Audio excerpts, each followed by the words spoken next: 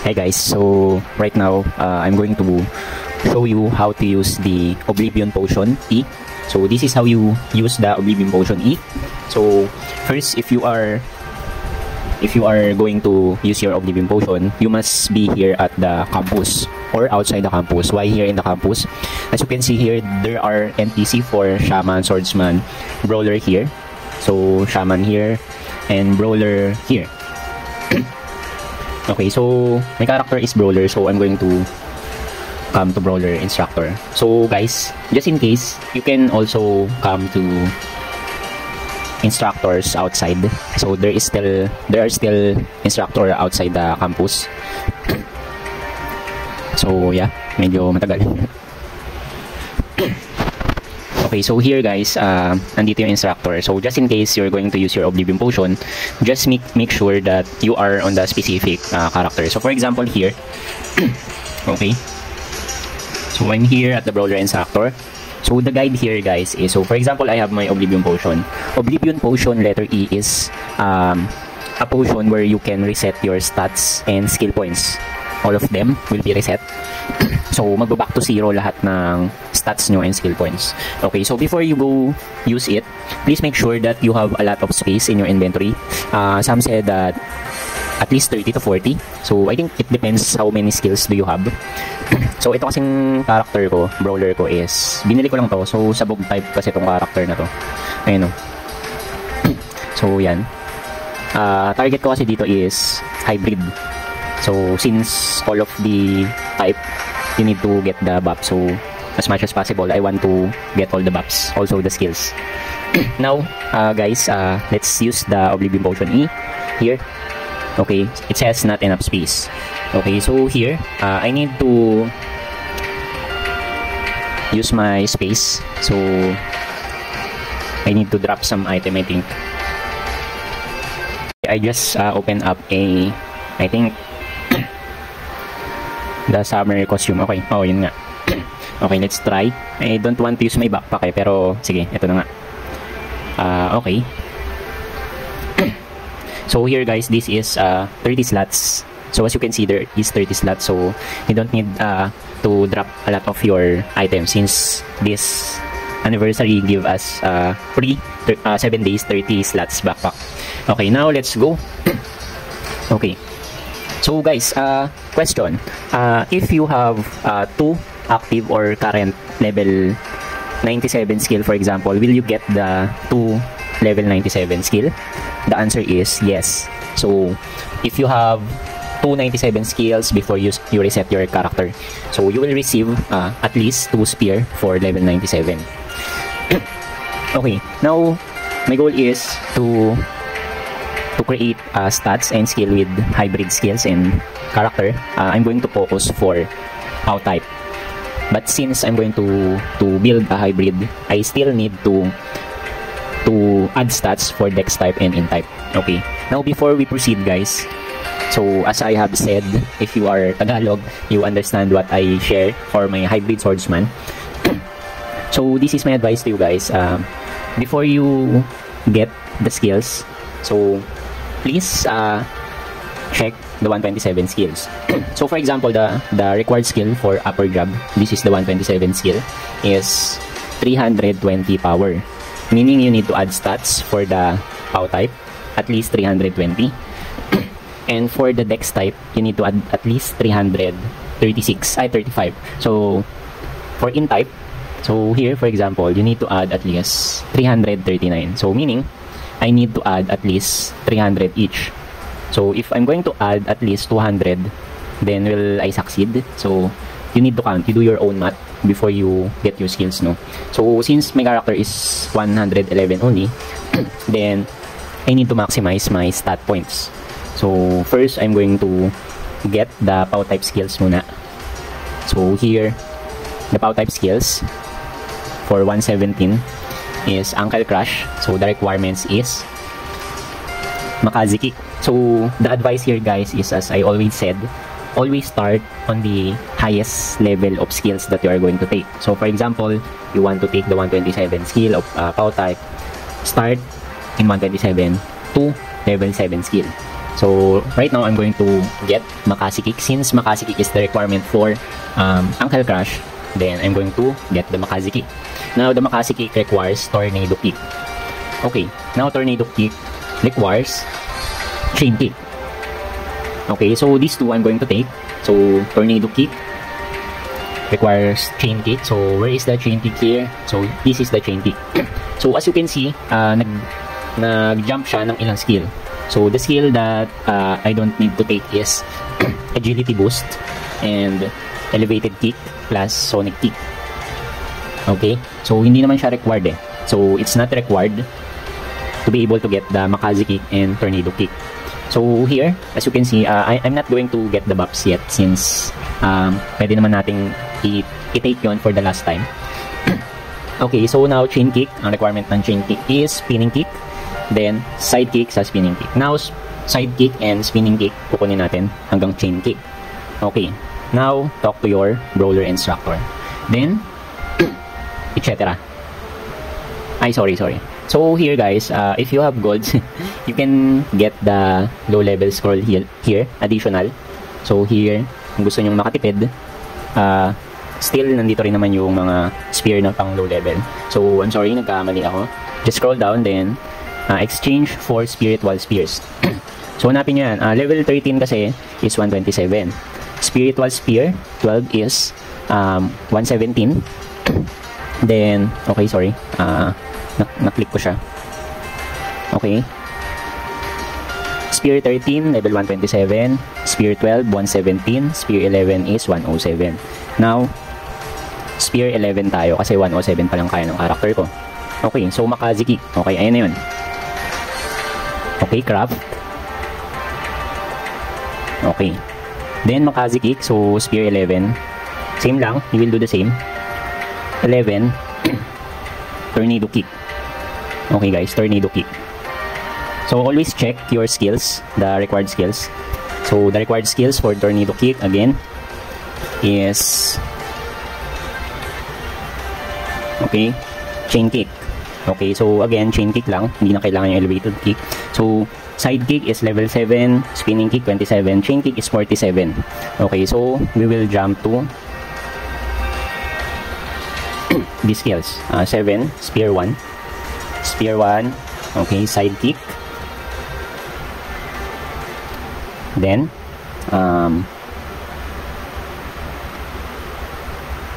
let's go to, Spinning Kick. 37 pala ata to kasi walang 2. Sorry. Okay, so 37. This is not 27. Okay, so, again guys, you cannot use the skill even if you have the gun kasi nga nag-reset ka na. So ngayon balik tayo dito. Okay, number 4, walang 4 guys, so 47 kasi ang kasunod ng 37 skill. So Spear is, we will find the Chain Kick. Okay, so yan siya guys, Chain Kick. Okay, so as you can see, we will restart, no, para hindi tayo malito. Then remove the skills since you will not be able to use that. Okay, so these 5 skills guys. Okay, I'm going to learn the Makasi Kick until Makasi Kick because I'm only 111. 111. Okay, so the requirements here is 255. Okay, POW type is 255. So reminder, rings will not take effect on these stats. So for example, yung ring mo, in-add mo kasi may plus 5, so hindi siya makakount, no? So kahit mag 250 ka, nag-add ka ng ring, so naging plus 5 siya, 255 na siya, hindi siya makakount kasi hindi naman yun nag-e-effect dun sa skill. So meaning, you need to still add another 5 sa stats mo. Okay, 255, no? So, okay, 255. I'm going to add until 255 lang muna. Okay, 255. Kasi, why 255? Kasi yun na yung pinaka-max ng kaya ng skill mong makuha. So, don't waste time checking the stats required for level 7 pataas. Doon ka na agad sa higher level na gusto mong makuha. So, since hanggang 107 pa lang naman yung kaya ng character ko, then I'm going to take at least 255.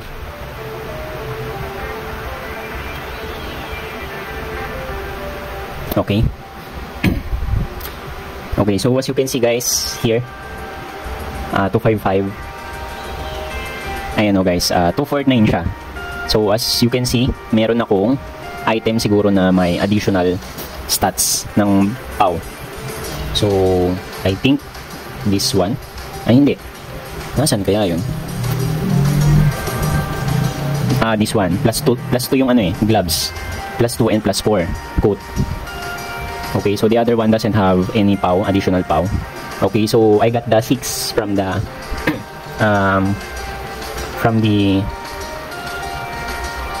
coat and gloves. So guys, here, para hindi kayo malito, i-remove nyo. So ayan, 249 siya, back to 249, 255. Okay, so I added again. So ito na siya. This one. Let's check here, Makaze. Alright, so 255 na siya guys. So again, your items with additional stats will not be added dun sa kinukuha mong skills. So lahat na yan, ayan guys, no? Ayan, no, lahat na yan, makukuha mo. As long as, ang gagawin mo na lang is, kukunin mo yung skills. Wait lang guys, yung aso ko. Okay, so guys, I'm going to get the skills now. So, POW type, just click level up. Then, spinning kick. So, base here, you need to upgrade side kick. So, my advice here is do not master the low level skills, no? What is required only, you need to upgrade. So, for example, it says side kick until level 3 for the spinning kick. Okay, just add another 2. Okay, so now, if you are going to take the spinning chain kick, then add 3 or 2. Okay, it should be level 3 to learn the chain kick. Now for the tornado kick, guys, so you need at least 3. So again, do not master this low level skill since this is not really useful in the long run. Okay, so for Makaze kick, so I only need 2 for tornado kick. 1, 2. Now I can get the Makaze kick. Okay, so for the Makaze kick, guys, as you can see, it requires additional stats, meaning the higher level for the character requires another level to level up. So meaning if you reach a certain level, you need to add another stats to upgrade your skills. So here, this is what you need to get for the skills for POW type. Okay, so again, I'm going to create another video for the Dex type. I'm going to continue that. So this is the only part for taking your skills if you want to do hybrid. But for a separate skills, like for example, you want POW Dex, Dex Int, POW Int. So it's up to you. But I will just do the same for Dex type in another video. Okay. So here, to continue, later on I'm going to get the buffs. Okay. So for now, until Makaze kick only for POW type. So again guys, no need to master all the skills. So for example, this is the 107 skills skill. Ito lang yung i-master nyo. Kung hybrid kayo, limited lang yung skill na mamamaster nyo kasi bako lang kayo ng skill point. So better 107 pataas. Pero kung at least 2 type lang kayo, POW Dex, 2 type lang, you can master at least 97 to 127. So 4 skills pwede nyo i-master na pang-attack sa per type. Okay. So yun guys, see you on my next video. So ayun guys, sorry, i-add ko na pala siya dito sa POW type na skills na kukunin nyo, no? So for the upper job, again, it's until 320.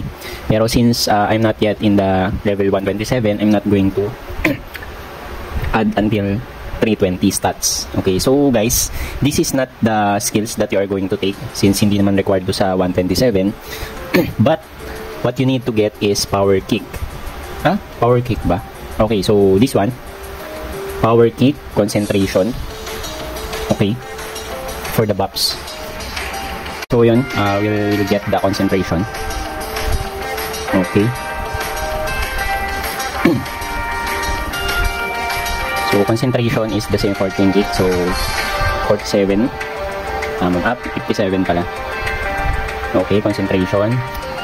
Then next one is power kick.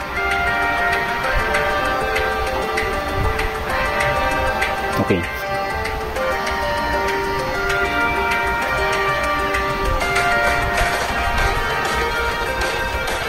Where is the power kick?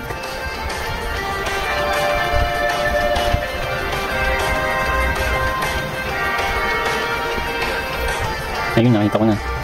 Nagpasan natin. Sa 8, spiritual 8, okay? Power kick.